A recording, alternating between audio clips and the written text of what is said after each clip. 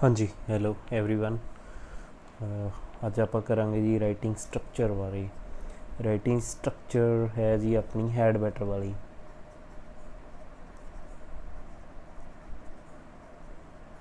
Head better use ਕਿੱਦਾਂ ਕਰਨੀ ਆ, ਠੀਕ ਹੈ ਜੀ, ਅਤੇ ਕੀ ਰੂਲ ਲੱਗੂਗਾ ਇਹਦੇ ਵਿੱਚ, ਕਿੱਦਾਂ ਹੋਊਗੀ, ਆਪਾਂ ਸਾਰਾ ਕੁਛ ਕਰਾਂਗੇ।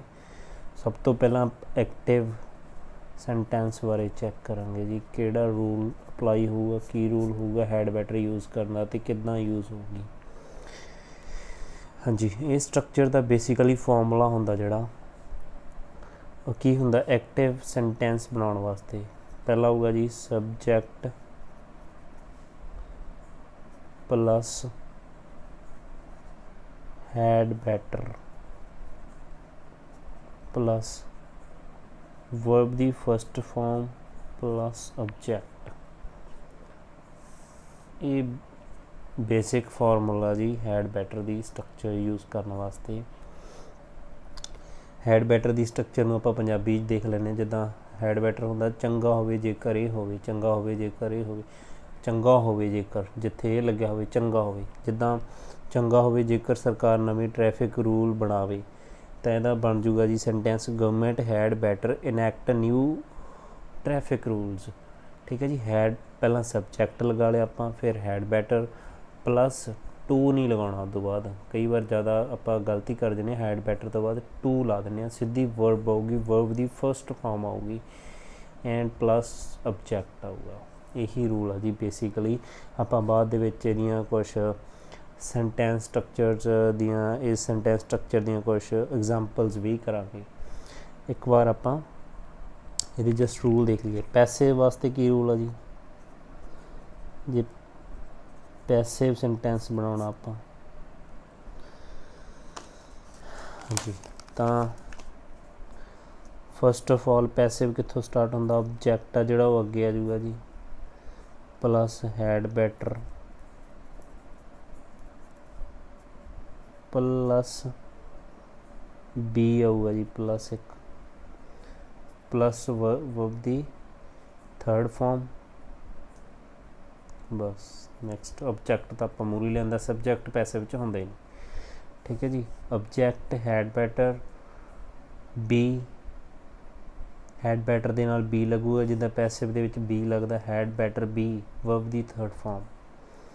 ਓਕੇ ਜੀ, ਤਾਂ ਇਹ ਐਕਟਿਵ ਦਾ, ਇਹ ਪੈਸਿਵ ਦਾ। ਬਸ ਇੱਕ ਨੋਟ ਧਿਆਨ ਇਹੀ ਰੱਖਣਾ ਜੀ, ਸਭ ਤੋਂ ਮੇਨ ਜਿਹੜੀ ਗਲਤੀ ਆਪਣੇ ਤੋਂ ਹੁੰਦੀ ਆ, ਹੈਡ ਬੈਟਰ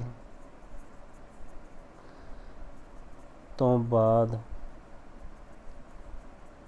ਵਿੱਚ ਟੂ ਯੂਜ਼ ਨਹੀਂ ਕਰਨਾ, ਹੈਡ ਬੈਟਰ ਟੂ ਯੂਜ਼ ਨਹੀਂ ਕਰਨਾ। ਓਕੇ ਜੀ, ਚਲੋ ਆਪਾਂ ਜੀ ਹੁਣ ਇਹਦੇ ਕੁਛ ਪਹਿਲਾਂ ਐਕਟਿਵ ਦੇ ਦੇਖਾਂਗੇ। ਸੈਂਟੈਂਸ ਪੰਜਾਬੀ 'ਚ ਪਹਿਲਾਂ ਲਿਖਾਂਗੇ, ਬਾਅਦ ਦੇ ਵਿੱਚ ਆਪਾਂ ਉਹਨਾਂ ਨੂੰ ਯੂਜ਼ ਕਰਕੇ ਦੇਖਾਂਗੇ।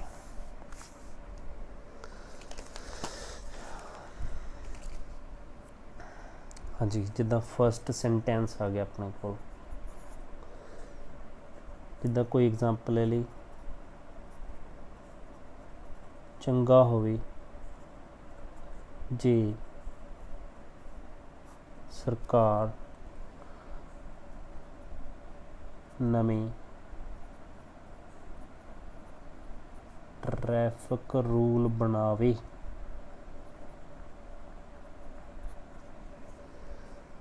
ਠੀਕ ਹੈ ਜੀ, ਤਾਂ ਹਾਂਜੀ ਹੁਣ ਇਹਦਾ ਆਪਾਂ ਸੈਂਟੈਂਸ ਇਹ 'ਚ ਇਹ ਐਕਟਿਵ ਸੈਂਟੈਂਸ ਆ।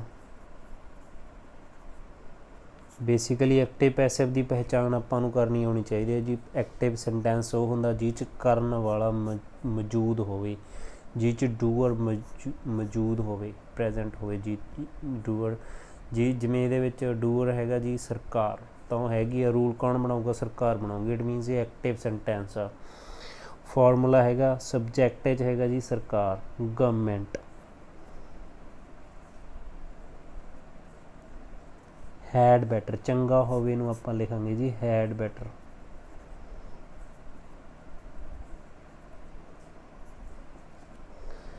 ਇਹ ਤੋਂ ਬਾਅਦ ਟੂ ਨਹੀਂ ਲਗਾਉਣਾ। ਗਵਰਨਮੈਂਟ ਹੈਡ ਬੈਟਰ ਟੂ ਨਹੀਂ ਲਗਾਉਣਾ। ਟੂ ਜ਼ਿਆਦਾਤਰ ਇਹ ਸੈਂਸ ਇੱਦਾਂ ਬਣਦੀ ਹੈ ਵੀ ਟੂ ਲੱਗੂਗਾ, ਟੂ ਨਹੀਂ ਲੱਗਦਾ ਇਹਦੇ ਵਿੱਚ, ਵਰਬ ਲੱਗੂਗੀ। ਵਰਬ ਕੀ ਹੈ ਜੀ? ਰੂਲ ਬਣਾਉਣਾ। ਰੂਲ ਬਣਾਉਣ ਦੀ ਵੈਸੇ ਜਿੱਦਾਂ ਜੇ ਤਾਂ ਸਿੰਪਲ 'ਚ ਕਰੀਏ ਤਾਂ ਮੇਕ ਲਾਜ਼, ਤਾਂ ਬਟ ਜੇ ਇਹਦਾ ਇੱਕ ਸਪੈਸ਼ਲ ਵਰਡ ਹੁੰਦਾ ਜੀ ਇਨੈਕਟ, ਕਾਨੂੰਨ ਘੜਨਾ ਜਾਂ ਕਾਨੂੰਨ ਬਣਾਉਣਾ। ਗਵਰਨਮੈਂਟ ਹੈਡ ਬੈਟਰ ਇਨੈਕਟ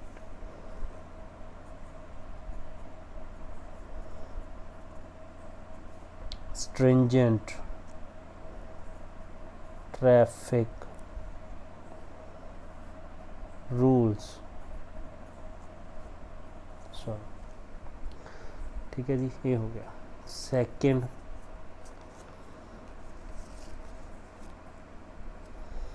सेकंड देख लेने एक होर आपां जी। चंगा होवे जे सरकार गरीबी दूर करे। ठीक है जी, तो यदा की आ जाऊगा?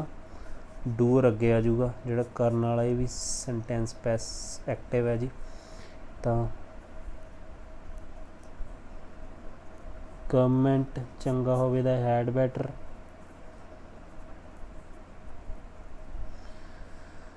गरीबी दूर करना मीनस घट करना या मिटीगेट, जिहदा मीनिंग हुंदा घट करना। मिटीगेट पॉवर्टी, गरीबी नूं लिखता जी आपां पॉवर्टी। ये ऑब्जेक्ट आ गया।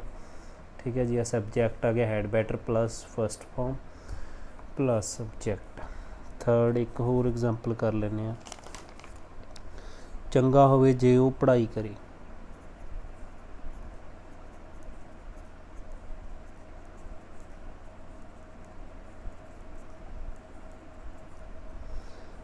तो की आंसर आ जाऊगा जी ओ मीन्स ही, सब्जेक्ट अगे आ गया।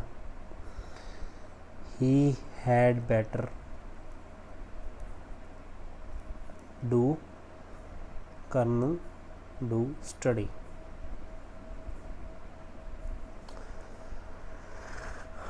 ओके जी, तो ये हो गया।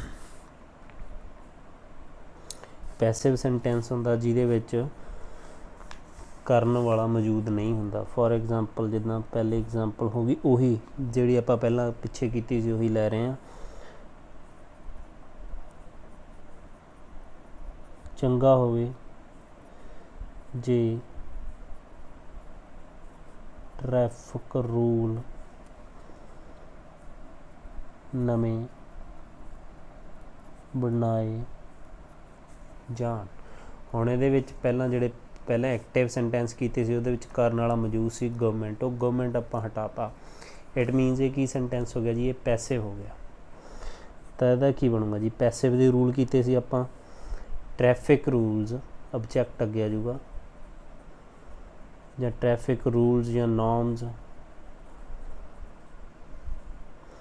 हैड बैटर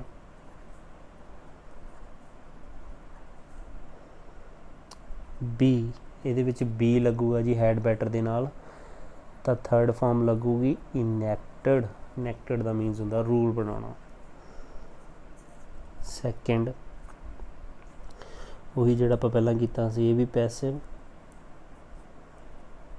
ਚੰਗਾ ਹੋਵੇ ਜੇ ਗਰੀਬੀ दूर कीती जावे। इट मीनस करने वाला मौजूद नहीं है, गरीबी कौन दूर करूगा? इट मीनस ये पैसिव है। गरीबी अगे लिया जी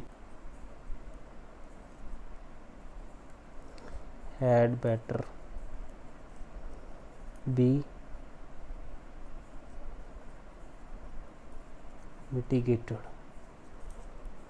थर्ड